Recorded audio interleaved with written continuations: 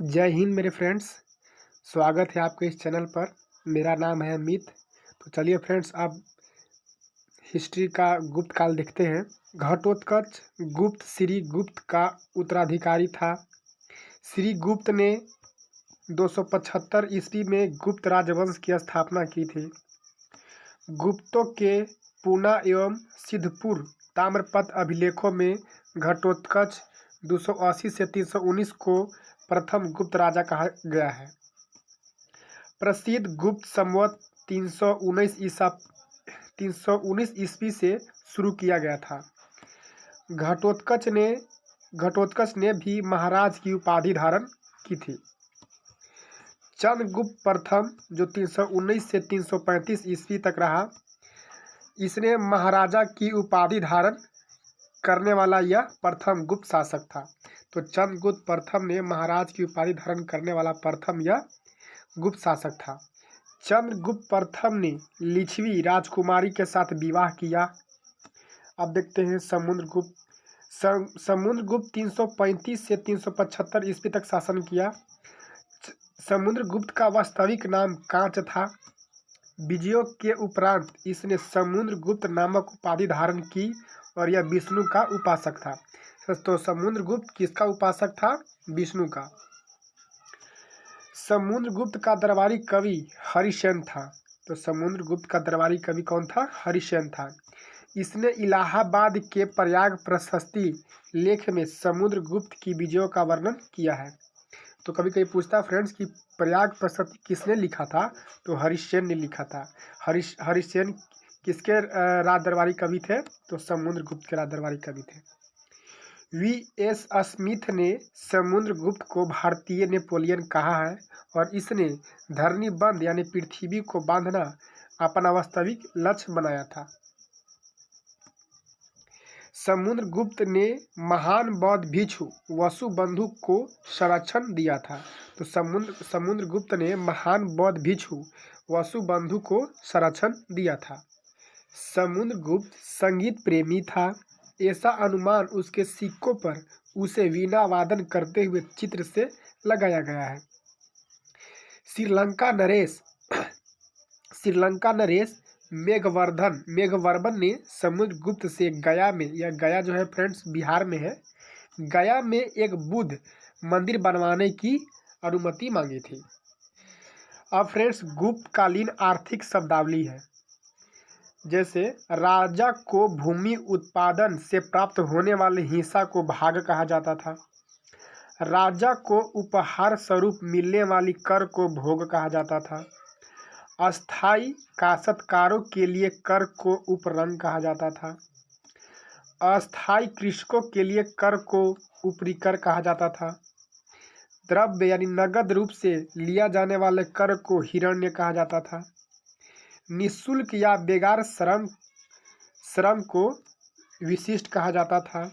स्वर्ण मुद्राएं को दिनार कहा जाता। ये फ्रेंड्स बहुत इंपॉर्टेंट है कि गुप्त काल में जो स्वर्ण मुद्राएं थी उसको क्या कहा जाता था? तो उसको दिनार कहा जाता था। मंदिरों एवं ब्राह्मणों को दान देने वाली जो भूमि थी उसे अग्रहार कहा जाता था। अग्रहार कहा जाता था। अब फ्रेंड्स गुप्तकालीन रचनाएं हैं। मालवीय काग्नि मित्र कालिदास अग्निमित्र एवं मालवीय को प्रणय कथा अभियान शकुंतलम जो कालिदास लिखे थे, यह दुष्यंत एवं शकुंतला के प्रेम की कथा है। अभियान शकुंतलम में मुद्रा राक्षस यह विशाखा दत्त द्वारा लिखा गया पुस्तक है। इसमें मुद्रा राक्षस जो है विशाखा दत्त द्वारा लिखा गया पुस्तक है। इसमें चंद्रगुप्त मौर्य कालीन विश्लेषण एवं कथा के बारे में वर्णन किया गया है। विक्रमोर्वशीयम यह कालिदास द्वारा लिखा गया है। इसमें सम्राट पुरुरवा एवं अप्सरा उर्वशी की प्रेम कथा के बारे में चित्रण किया गया है। मृच्छकटिकम यह सुद्रुक द्वारा लिखा गया है। इसमें चारुदत्त एवं वसंत सेना की प्रेम कथा के बारे में वर्णन किया गया है। स्वप्नवासदम यह जो भास द्वारा लिखा गया है, इसमें महाराजा उदयन एवं वासवदत्ता का प्रेम कथा के बारे में चित्रण किया गया है। देवी चंद्रगुप्तम, यह जो विशाखा दत्त द्वारा लिखा गया पुस्तक है। इसमें चंद्रगुप्त द्वितीय द्वारा शक राजाओं का वध एवं ध्रुव देवी रामगुप्त की पत्नी से विवाह किया था, इसके बारे में चित्रण किया गया है। अन्य रचनाएं देखते हैं। 10 कुमार चरित्र, यह दंडी द्वारा लिखा गया पुस्तक है। काव्य दर्श, यह दंडी द्वारा लिखा गया पुस्तक है। अमर कोश, यह जो है अमर सिंह द्वारा लिखा गया पुस्तक है। बृहत संहिता, यह वराहमिहिर द्वारा लिखा गया पुस्तक है। पंच सिद्धांतिका, यह जो है वराहमिहिर द्वारा लिखा गया पुस्तक है। ब्राह्म सिद्धांत, यह आर्यभट्ट द्वारा लिखा गया पुस्तक है। सूर्य सिद्धांत, यह भी आर्यभट्ट द्वारा लिखा गया पुस्तक है। आर्यभट्टीय, ये भी जो है आर्यभट्ट द्वारा लिखा गया पुस्तक है।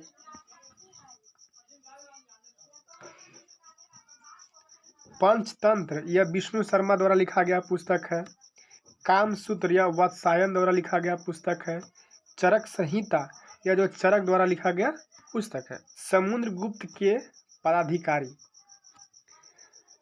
सिंध एवं युद्ध के मंत्री को संधि विग्रहित कहा जाता था। संधि विग्रहित। गुप्त साम्राज्य का सबसे बड़ा अधिकारी को कुमारामात्य कहा जाता था। कुमारामात्य। राजकीय भोजनालय का अध्यक्ष को खाद्य पाकी कहा जाता था और न्यायाधीश को महादंड नायक कहा जाता था। महादंड नायक कहा जाता था। समुद्रगुप्त के प्रयाग अभिलेख में उसे लिच्छवी दौहित्र बताया गया है। रामगुप्त ने शक राजा से पराजित होकर प्रजा के रक्षा हेतु अपनी पत्नी ध्रुव देवी को शक शासकों को देना स्वीकार किया था।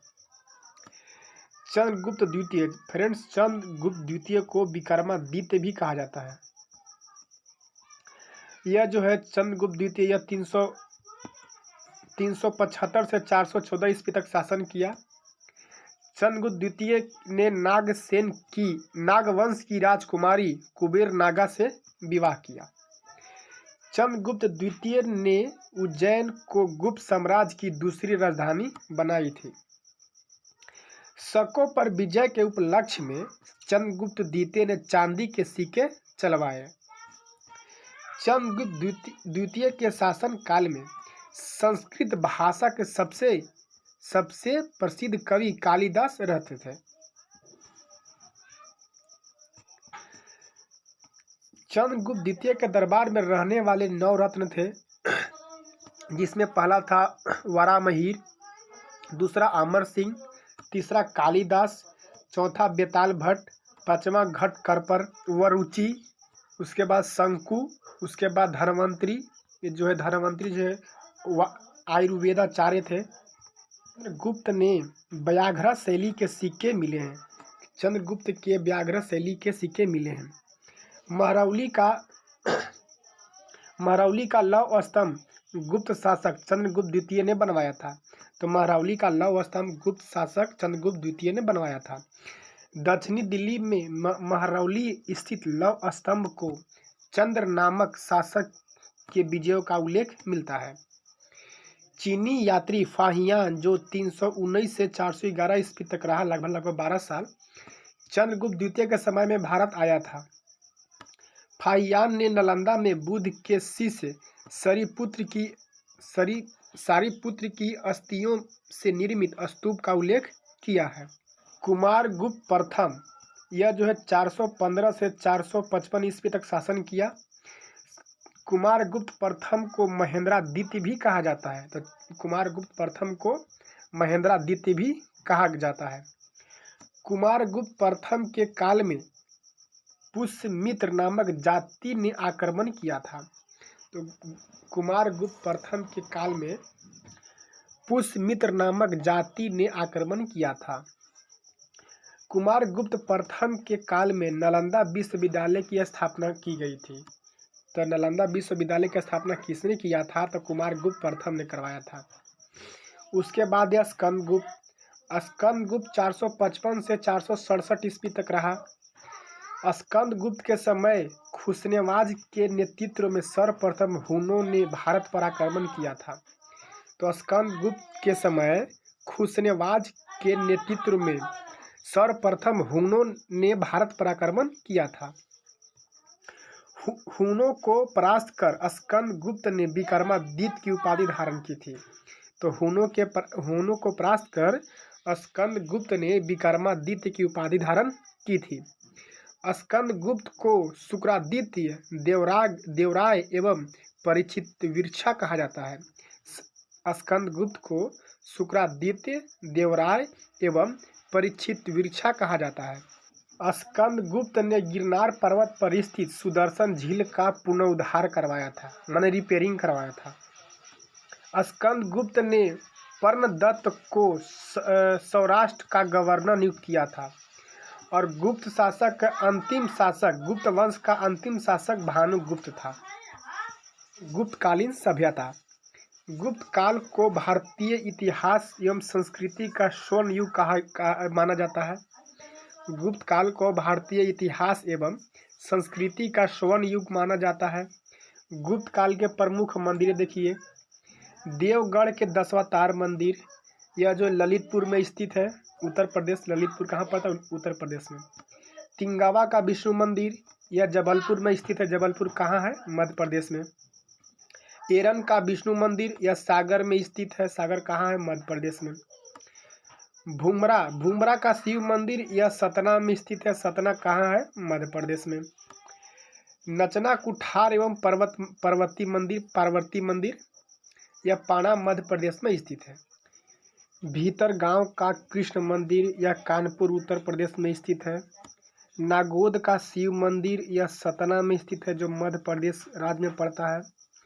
गुप्त शासक एवं अभिलेख। समुद्रगुप्त या प्रयागपस्तति अभिलेख में वर्णित है। कुमारगुप्त का अभिलेख बिलसड़ स्तंभ अभिलेख है, जो कुमारगुप्त से संबंधित है। स्कंदगुप्त या भीतरी स्तंभ लेख से संबंधित है। तो भीतरी स्तंभ लेख में किसका चित्रण किया गया है? किसके बारे में? तो समुद्रगुप्त के बारे में। प्रशासनिक एवं आर्थिक व्यवस्था। गुप्त साम्राज्य की सबसे बड़ी प्रादेशिक इकाई देश थी, जिसके शासक को गोप्ता कहा जाता था, एवं दूसरी प्रादेशिक इकाई को भुक्ति कहा जाता था, भुक्ति थी। इसके शासक को उपरी कहा जाता था। इसको फिर से रिपीट करते हैं फ्रेंड्स, कि गुप्त साम्राज्य की सबसे बड़ी प्रादेशिक इकाई देश थी, जिसके शासक को गोप्ता कहा जाता था, और एक दूसरी प्रादेशिक इकाई भुक्ति थी, जिसके शासक उपरी कहलाते थे। भुक्ति के नीचे विषय नामक प्रशासनिक इकाई होती थी, जिसके प्रमुख को विषयपति कहलाते थे। गुप्त विभाग का मुख्य अधिकारी दंडपाशी कहलाता था। पुलिस विभाग के साधारण कर्मचारियों को चरण एवं भाट कहा जाता था। विभिन्न प्रकार के कर हैं। अनाज में राजा को हिस्सा को धान्य कहा जाता था। जो अनाज में राजा का हिस्सा होता था, उसको धान्य कहा जाता था। लुटेरे से बचाने के लिए कर जो होता था, उसको चाट कहा जाता था। जो पुलिस कर था, उसको भटकर कहा जाता था। अनिवार्य कर जो है प्रणय कहा जाता, प्रणय। बेगार कर को विष्टि कहा जाता, विष्टि। बेगार कर को विष्टि कहा जाता था। गुप्तकालीन विद्वान के बारे में अब देखते हैं। वत्स भट्टी, यह रावण वध पुस्तक के लेखक हैं। भास, यह स्वप्नवास वदतम एवं चारुदत्तम पुस्तक के लेखक हैं। अमर सिंह, इनके पुस्तक का नाम अमरकोश है।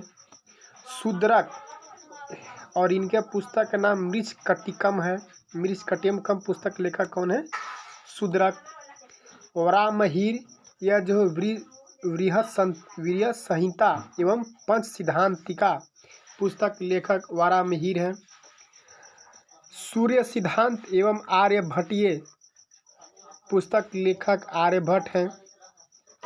ब्राह्म सिद्धांत के पुस्तक लेखक वराहगुप्त हैं। काव्य मीमांसा, इसके इसके लेखक राजशेखर हैं। काव्य मीमांसा के लेखक राजशेखर हैं।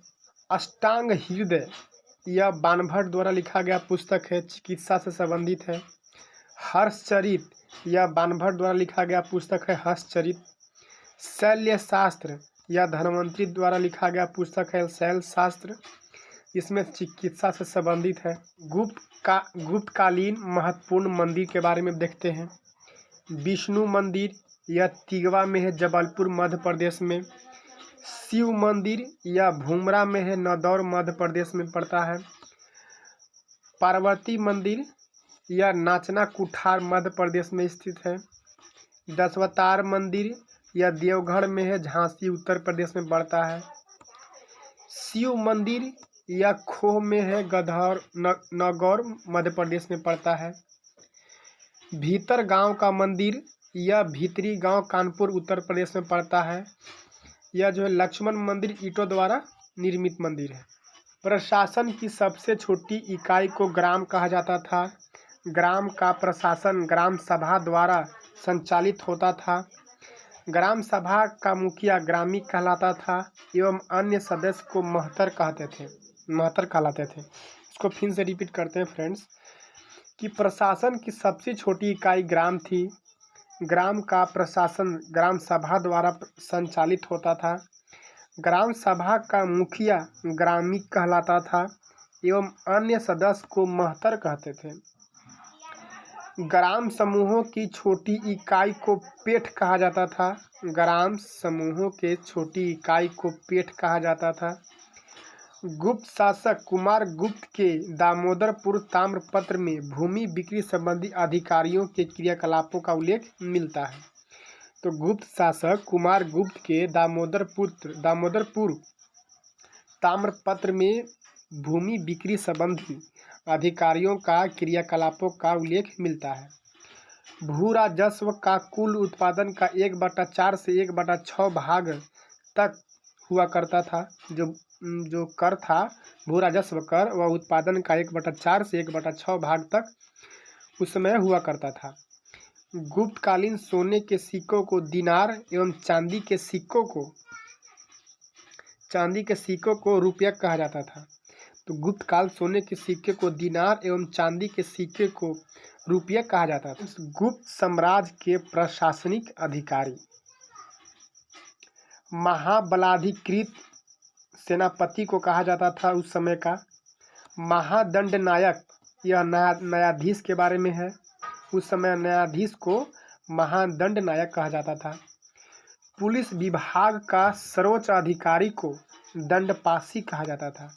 तो पुलिस विभाग का सर्वोच्च अधिकारी जो था उस समय, उसको दंडपाशी कहा जाता था। युद्ध एवं संधि से संबंधित जो विदेश मंत्री थे उन्हें संधि विग्रहिक कहा जाता था। शिक्षा एवं धार्मिक मामलों को प्रधान को विनय स्थिति कहा जाता था। शिक्षा एवं धार्मिक मामलों के प्रधान को विनय स्थिति कहा जाता था। लेखा विभाग का सर्वोच्च अधिकारी को महाअक्षपटलिक कहा जाता था। लेखा विभाग के सर्वोच्च अधिकारी को महाअक्षपटलिक कहा जाता था। और गुप्तचर विभाग को प्रधान को चौरोदंतनिक कहा जाता था। सामाजिक एवं सांस्कृतिक अवस्था। कार्यस्थों का सर्वप्रथम वर्णन याज्ञवल्क्य स्मृति में मिलता है, जबकि जाति के रूप में कार्यस्थों का सर्वप्रथम वर्णन ओशनम स्मृति में मिलता है। सती होने का प्रथम अभिलेखीय साक्ष्य 510 ईस्वी में भानुगुप्त के एरन अभिलेख से मिलता है। गुप्त काल में वेश्यावृत्ति करने वाली महिलाओं को गणिका कहा जाता था एवं वृद्ध वेश्याओं को कुटिनी कहा जाता था। गुप्त काल में वेश्यावृत्ति करने वाले महिलाओं को गणिका कहा जाता था एवं बृहत वेश्याओं को कुटिनी कहा जाता था। अजंता में निर्मित कुल 29 गुफाओं में वर्तमान में केवल 6 ही शेष हैं, जिनमें गुप्त संख्या 16 एवं 17 जो 16 एवं 17 है वो गुप्तकालीन है। इसमें गुफा संख्या 16 में उत्कीर्ण मरणासन राजकुमारी का चित्र प्रशंसनीय है। अजंता की गुफाएं बौद्ध धर्म की महायान शाखा से संबंधित है। तो अजंता की गुफाएं बौद्ध धर्म की महायान शाखा से संबंधित है। गुप्त काल में विष्णु शर्मा द्वारा लिखित पंचतंत्र जो संस्कृत भाषा में लिखी है को संसार का सर्वाधिक प्रचलित ग्रंथ माना जाता है। बाइबिल के बाद इसका दूसरा स्थान आता है। याज्ञवल्क्य, नारद, कात्यायन एवं बृहस्पति स्मृतियों की रचना गुप्त काल में हुई। याज्ञवल्क्य, नारद, कात्यायन एवं बृहस्पति स्मृतियों की रचना गुप्त काल में हुई है। चंद्रगुप्त द्वितीय के दरबार के प्रमुख विद्वान आर्यभट्ट ने आर्यभट्टीय एवं सूर्य सिद्धांत नामक ग्रंथ लिखे एवं दशमलव प्रणाली का विकास किया। तो पूछता है फ्रेंड्स कि दशमलव प्रणाली का विकास किस विद्वान व्यक्ति ने किया? आर्यभट्ट ने। सर्वप्रथम उन्होंने ही बताया कि पृथ्वी सूर्य के चारों ओर घूमती है। वारामिहिर प्रसिद्ध खगोल शास्त्री थे। इन्होंने बृहत संहिता एवं पंच सिद्धांतिका नामक ग्रंथों का रचना की। ब्रह्मगुप्त ने बड़ा सिद्धांत नामक ग्रंथ की रचना की, जिसमें इन्होंने बताया कि प्रकृति नियमानुसार समस्त वस्तुएं पृथ्वी पर गिरती है, यानी गुरुत्वाकर्षण का सिद्धांत पहले दिया जा चुका था।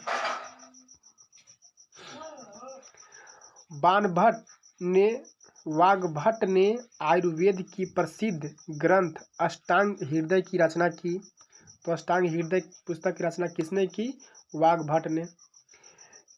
तिगिन को हुनों का प्रथम राजा माना जाता है। तिगिन के हुनों का प्रथम राजा माना जाता है। देखते हैं फ्रेंड्स धार्मिक स्थिति। मंदिरों एवं मूर्तियों का निर्माण हुआ। अवतारवाद का अवधारणा गुप्त काल में आया। ब्राह्मण धर्म का अंतर्गत वैष्णव एवं शैव भक्ति का विकास इसी काल में हुआ गुप्त काल में। नव हिंदू धर्म का शुरुआत इसी काल में हुआ। वैष्णव धर्म सबसे प्रधान बन गया एवं शैव संप्रदाय की भी संरक्षण मिला। त्रिवेद मतलब ब्रह्मा विष्णु महेश कल्पना इसी काल में विकसित हुई।